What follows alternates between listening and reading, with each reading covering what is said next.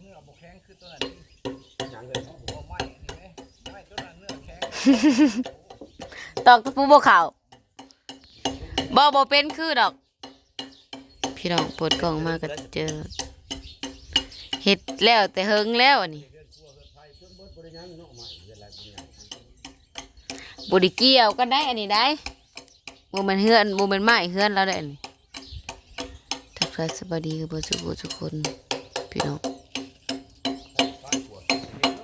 ตอนนี้กำลังเคิงแล้วขุดคุ้มก็แล้วเรือลำใหญ่เลยเบิดแล้วก็ซ้อมมันน่ะตัวชุดนี่เนาะบ่ตัวชุดนี่สิบ่ได้ต่อนะตัวนี้ตัวกลางกับตัวนี้สิต่อนะหัวมันต่อด้านมัน2เสา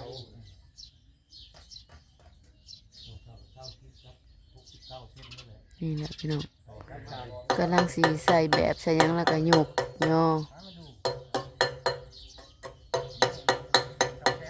เพราะว่าหลายคนเห็ดพี่น้องเห็ดไวก็ได้กินชิ้นไวมีสร้างเห็ดพร้อมอาศัยสร้างเลยพี่น้องสร้างเห็ดแล้วก็บ่เบิ่งพี่น้องสิกวางกูของเฮาบ่ก็คือสิกวางกลัวอยู่ยาวก็คือว่าเอาสำกันคือว่าโบยาวกลัวพี่น้องของเฮาอ้อยชุดเลยเด้อชุดซ้ายเลยเด้อชุดซ้ายเลยซิกเสาเข้ามาเด้อสายพายเด้อคือว่ายาวหาเม็ดยาวกลัวพี่น้องของเฮามันจะ4 เม็ดปลาย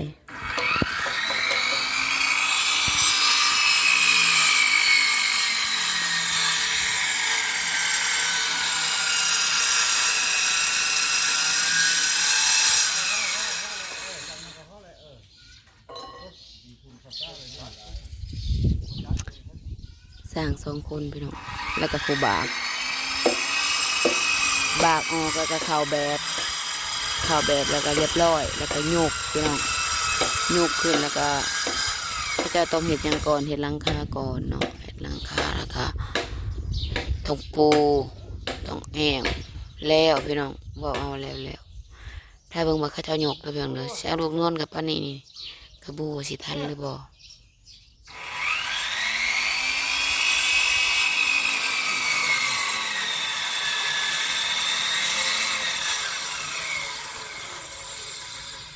เดี๋ยวเราจะยกคลิปมาถ่ายใหม่ยกขึ้นเลยพี่น้องลูกก็ยังบ่นอน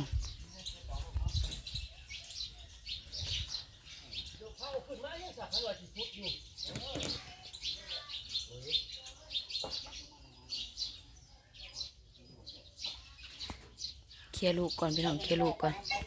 รับเลยพี่น้องรับเลยกับผู้ที่มอเจาะบอลถ่ายคลิปกับหนังถ่ายเฝ้าลูกไปพร้อม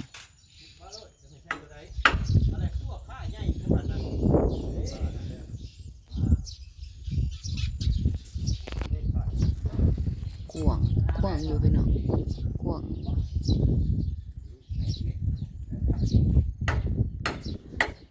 งก็ห้องเฮายาวก็ห้องเฮาขาดแม่น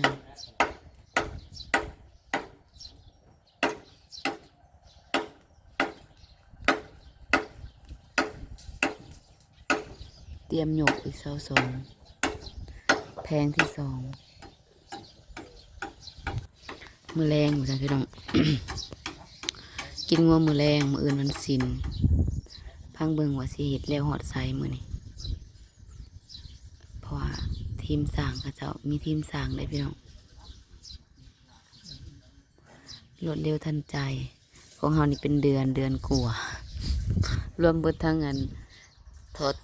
ตะปูกับปุ๋ยไป2 เดือน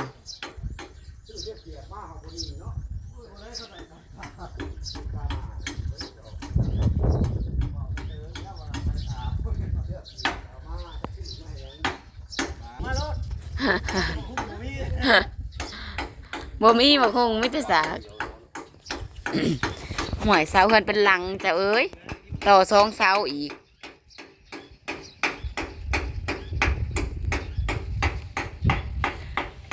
ตัวนี้สิเป็นโซนเฮือนครัวไปเนาะ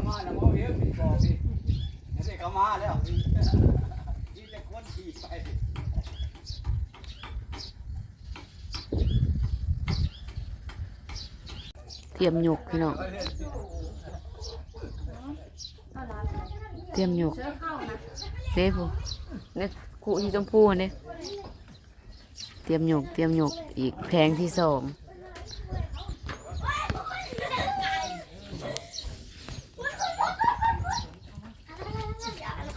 อะไรยังมาแบบอยู่นี่ได้นอกนอนนี่ซูเอาเข่าแบบแล้วก็ตอกพี่น้อง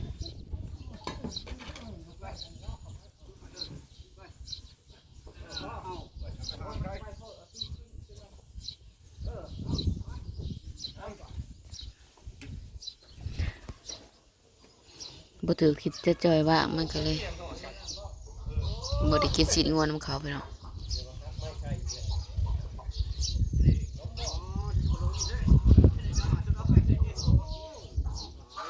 หืม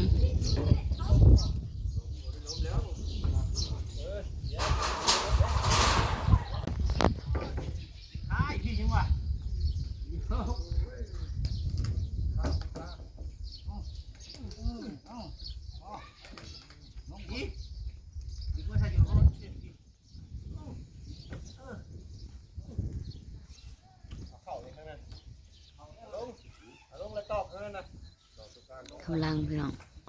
หลายคนเห็ดจุดจัดของเฮาสร้างจอยคนเดียวพี่น้องมีแต่หาผู้มาย่อนำซื่อๆจอยทำคนเดียวแล้วก็เมียสวย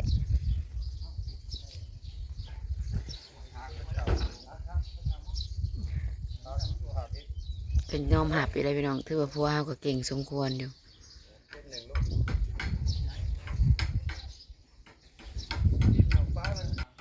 นอนมันลมพี่น้องลมวีอยู่ลมดีเนี่ยนี่นะลมดีขนาดผัดวงมากระบูเขาเสร็จแบบใดเลยพี่น้องสิออกมาแบบใดกระทะเบิ่งทะส้มไปนำกันพี่น้องติดตามไปนำกัน ความยาวกับสันกับของเฮาเป๊ะเลย4.80 เมตรของเฮากับ4.80 เมตรเท่าแต่ความกว้างของเขานี่สิรูดบ่บาดถ้าเบิ่งพี่น้องเทียมหยกตอกใส่แล้วก็สิหยกเตรียมหยกแล้วพี่น้องใส่แบบตอกเตรียมหยก2 4 6 7 8 คนพี่น้อง8ทั้งอีพอ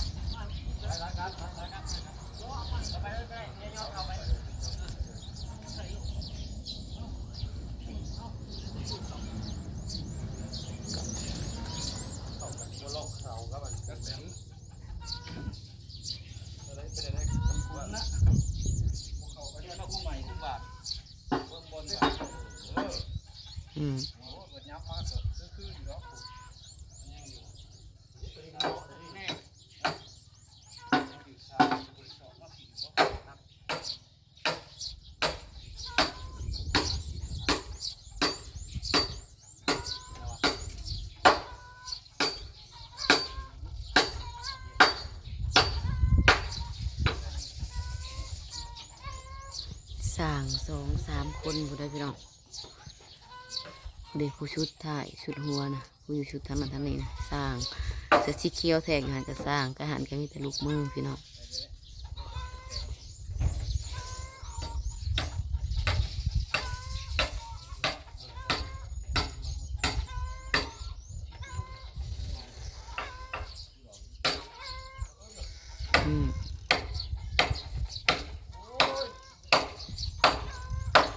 ยกบัน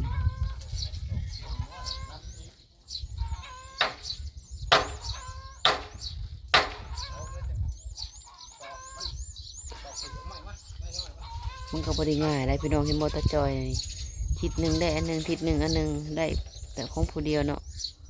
ผู้เดียวเฮ็ดพี่น้อง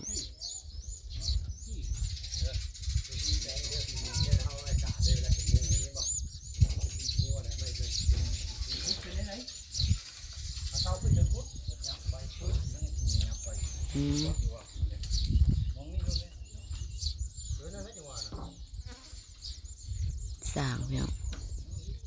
สร้างเขาทำ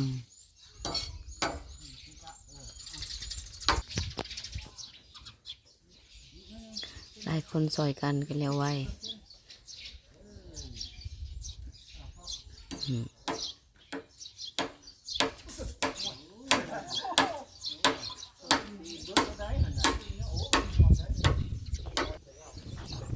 ตัว1 เมตร 8ตัว1 เมตร 9ตัว4 เมตร 8ตัว4 เมตร 9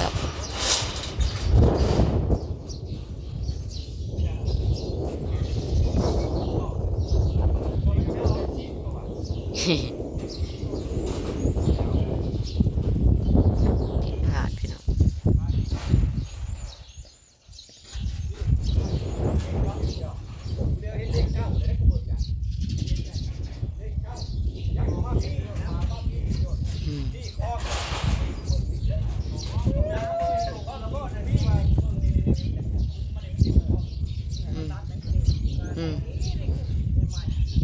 ผิดพลาดพี่น้องผิดพลาด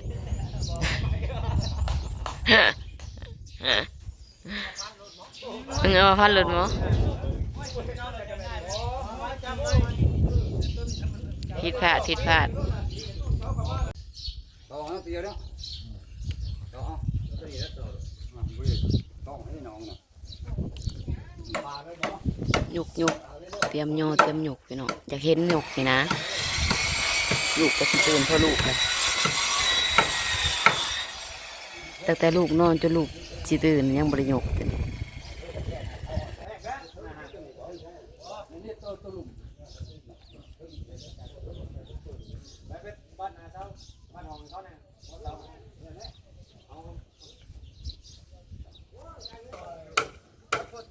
โอ้แหงเบิ่งซ้ายสั่งเตรียมพี่น้องเตรียมยก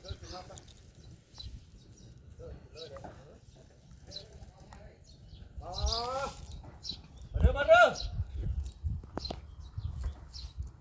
หลายคนไปได้ไหมเอาเด้อไปดึงขึ้นมาบ่ดึงแล้วถอยคนไปได้ไหมถอยมาถอยพักตู้ป้าแล้วเด็กพักตู้เด็กพักเข้าตู้นะนี่เด้อเด้อส่งเด้อคุณจะส่งสั่งมาจำไม่ได้ถอยลงไปลงคุ้มไปนี่ลงนะลงเร็วเร็วนี่ได้ของข้าเสาที่ออกละบริษัทออกบ่ทันแล้วบาทนี่เอามาข้ามนี่ไว้เอาปุ่มซะก่อนผมได้อยู่แล้วผมจะจ่ายผมลงจ่ายพุทธลากอีกเอาขึ้นไปอีกเลยทั้งหลังเลย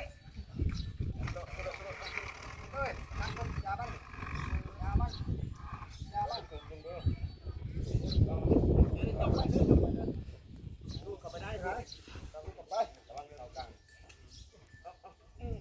เฮ้ยผมมาอีกชาวนะอยู่ในเส้นดำๆนั่นไปเป็นหน้าดิไม่เส้นมันน่ะรับตะปูช้อยไปเนี่ยเป็นใส่ขึ้นรถทางไหนเงื้อขึ้นวิทย์ดอกวางเส้นดำๆมันเด้อเส้นเยี่ยมมันน่ะกวงไหนพี่น้องโอ้บกวงพอกันที่ใหม่ได้เรื่องเด้อลูกขี้ตื่นเลยเบิ่งเขาเจ้าย้อนแล้วกวงพี่น้องย้อนมากวง